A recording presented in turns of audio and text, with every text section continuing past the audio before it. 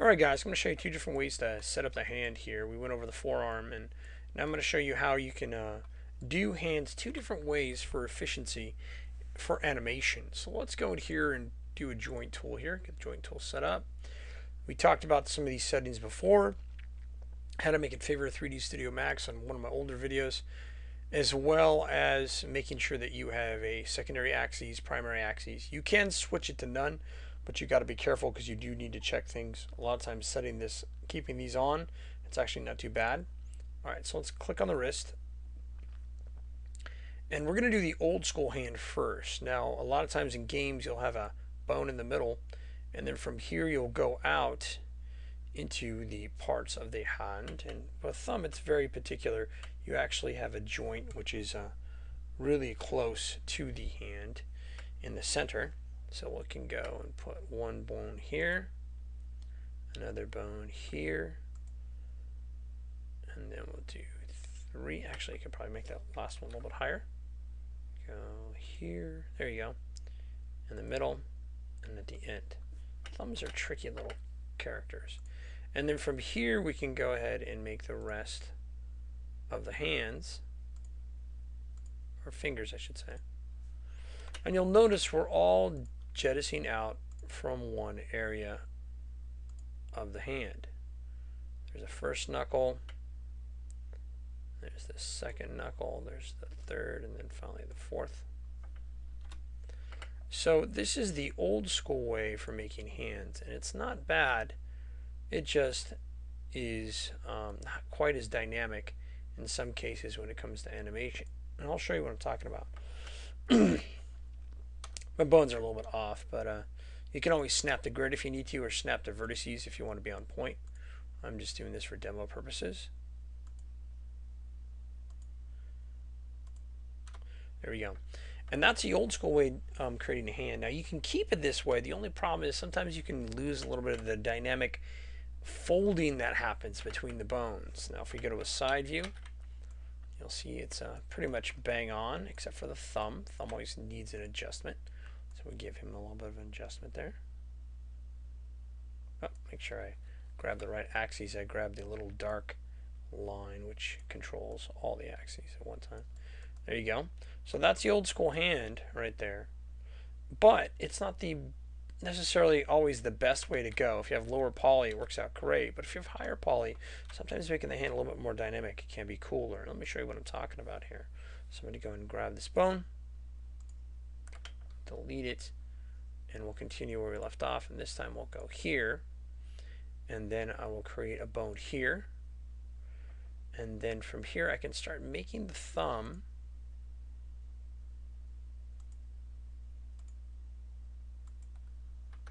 and each bone's going to be about 4. But I can also go out from this. A little bit hard for me to see the joints here. There you go. And I can go out and make the rest of the hand. Oh, I forgot. I got to follow my own advice here. Still looks like the old one. We want to go out here. There we go. We want to go out to the middle. I'll just hit enter for now. And then we'll go out to each knuckle.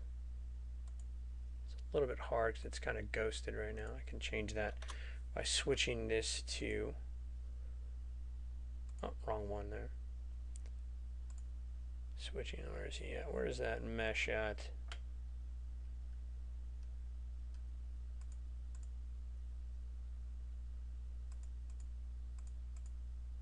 There you go, BOD. Let's switch him to reference. There we go, much better to look at. So this is what I mean by being careful. If you bring in lots of rigs, notice I have a lot of layers in here from different demos. This is my lecture horror out file, so it does happen. Click here, click here, click here, and enter. And then we'll do it again for the other parts of the hand. First knuckle there, second knuckle here, third knuckle here, and then finally fourth. So you can see already there's a little bit of a difference here. This is more isolated than what we had before, and allows us to actually have some good deformations. This allows us to do the pinching between the pinky and the thumb as if you were counting each one of your fingers. Maybe you're Couldn't find your calculator. It spilled nacho juice on it. I don't know what nacho juice is, but it doesn't work. It actually allows you to actually have a little more dynamic animation by having the fingers spread out here and then the thumb off to the side. And this is how I rigged one of my characters recently. It just works a lot better for me. And that's concentrating more of animation. Now it's up to you what your needs will be. Now the next thing we're going to do is FK fingers. FK fingers are super easy. We're going to use a script found on High-End 3D called Connect IK. Actually works really well. And what we're going to do is get a little controller. Let's go and rotate him. I'm going to keep my finger on the J key to snap into place. 90-degree angle. Hit the W key, keep my finger on the V key, snap it right there, and we're going to leave it and we're done. I'm just kidding. No, we're not. That's huge. Let's go and scale that down. There we go. Take a look there. There we go. Cool. And then we can make another one. I'll just do one finger just due to time. Do not want to take too much of your time here. Snap it. Keep my finger on the V key. Control D. Keep my finger on the V key one more time. Oh, make sure I have the right axis point. There we go. So we got 3 controllers. Now we can freeze them ahead of time, but using this script you don't necessarily have to. If we didn't use this script, you would have to use an orient constraint between the bone and the controller, and then you would make it so that they would look at each other so that the controller would get its information from the bone. But in this case, we're going to use this script. It actually works pretty well. It's a simple script. It creates a group, uses the group method to create the orient constraint so that the bone is looking at the joint, and yet he's zeroed out when you select him. So the group's going to act kind of like the middleman between these guys. So let's go ahead and pull up that Mel script real quick. Oh, wrong one. Sorry. Clicked inappropriately. So we're going to go, not the orient joint, but we're going to go in and open up this guy. And it should be in my lecture folders for the Academy. And I think it's under, is it under scripts and tools? No, this is an old one. Let's go back. We want to go to our fall, definitely in here. We'll go out, and we will go, I think I gave it to him around week 11. There we go. FK Connect, a Mel script. Let's go and grab this, Maya script. Copy. And I'm going to cancel temporarily. Then we're going to open up script. Editor temp comes up. I'm going to paste it into place. There we go. We're in Mel. It'll disappear if you're on Pi. And sometimes Windows, if you're not careful, if it doesn't quite show up, just close it and refresh. It'll show up. You'll see it. All right. So we got this FK Connect open. And we're going to make sure it's working by first executing it by clicking here, execute all. And again, FK Connect can be found on Creative Crash. See, that's where I got it. Got a few tools there every once in a while. Excuse me. So we're going to grab FK Connect. We're going to copy him. And whenever you're not sure, you should be able to see anyone who writes a good script will tell you what to punch into the command line. If they don't, again, if they wrote a good script, the name of the script should be what executes the script. Now, for those that don't, they suck. It's just better to do things that way. It's more efficient. All right, so before we execute this guy, I'm going to select a joint. Select the controller first, then select our joint. Let's go and put the script in here and hit enter. You'll see it says select control, object, and joint, and then hit connect. So I got the control object and the joint, and I hit connect. And now you'll see that we have control of that bone. You'll see it's zeroed out nicely, and we can move it around. And the nice thing about this, we don't need to make a secondary group inside the form so we don't get a cycle error, because what happens if we just made this ourselves and we don't have a group method built in here, and you saw me do group method with the feet, you're going to get a cycle error, a double transform between the FK and the IK. Are going to conflict with each other because Maya always looks at IKs first if they're on. Now if they're off, it'll automatically prioritize and look at the FK. All right, so let's go ahead and grab this guy because they're on by default. That's why Maya does that. What a jerk. Let's go and grab this, and let's grab the bone. Hit connect. We'll do the next one. Bone. Connect. And again, you can grab this mel script working.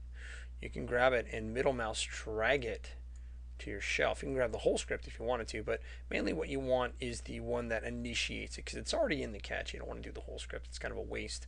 So you want to be able to pull up the command and middle mouse drag it. And I've done that with a bunch of my custom stuff here. Middle mouse dragged some of my scripts there. All right, so we got them all connected. So I'm going to grab, and we can cover that later if you're not sure about that. Grab this guy, shift select this guy, just like you saw me do with the FK spine. Hit P. Oh, Control Z. Sorry about that. Let me deselect just for a second. Doop. There we go. Grab this guy. And he's underneath the group. So what we can do, if you do run into problems, like say if I do hit P and something happens where it disappears, check your hierarchy. That's all you really need to do is just check your hierarchy. And let me see here. Grab this guy. Grab this guy and hit P. Oh, looks like it's fighting me a bit. I'll do Control Z real quick. And we probably do have to go to the hierarchy in this one. I'm going to try this one more time. So I did this a lecture in class and it worked, and this time it doesn't really want to work. That's okay. So when that happens, what we can do is go into our outliner. Just is a dependency thing. Show all. There's the joint group. You can see that he's zeroed out. So what we can do is parent this guy underneath the successive joint. It's so weird though, because when I did this in class, it was like, hey Sean, I know what you want to do. And it wasn't even a problem. So we'll try this again. Yeah, it keeps, every other time I do it, it makes the joint disappear. And that's just the way it's been organized. So what we can do too, you can also parent constraint. You don't necessarily have to do parenting. If you did hard parenting, you have to go in here with the group, and you can select the group below it. Oh, actually, this may be already hard coded in. What? This is a lot more robust than I thought it was. Yay! So we'll do that again. From the top. That's actually pretty cool. I'm impressed with the tool. A lot more cooler than I thought it was. So we selected the controller as it says. And this is all dependent on order of operations. It's just actually pretty cool. Connect. This is what happens, ladies and gentlemen, do lectures late at night. Hit the G key, grab this, and then hit the G key, repeat the last process. So we see each one of these guys. Oh, looks like I didn't want to do G key. That's fine. It's not inherent within Maya, that's why. So instead of G key, we'll just hit the button. We'll do old school. Hit the button. There we go. That's probably why it worked in class, is because I just had it all ready to go. It just automatically worked and understood my vibes. See, there we go. It's all moving really great. And then from there, hit Control Z, put it back into position. There we go. Grab the IK, and you'll notice it's all working together for the common good.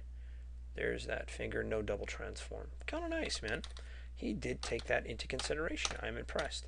So, but you'll notice I went from the bottom of the finger all the way to the top of the finger when I ran the tool. And you grab the controller, then the bone. So FK fingers actually are really nice.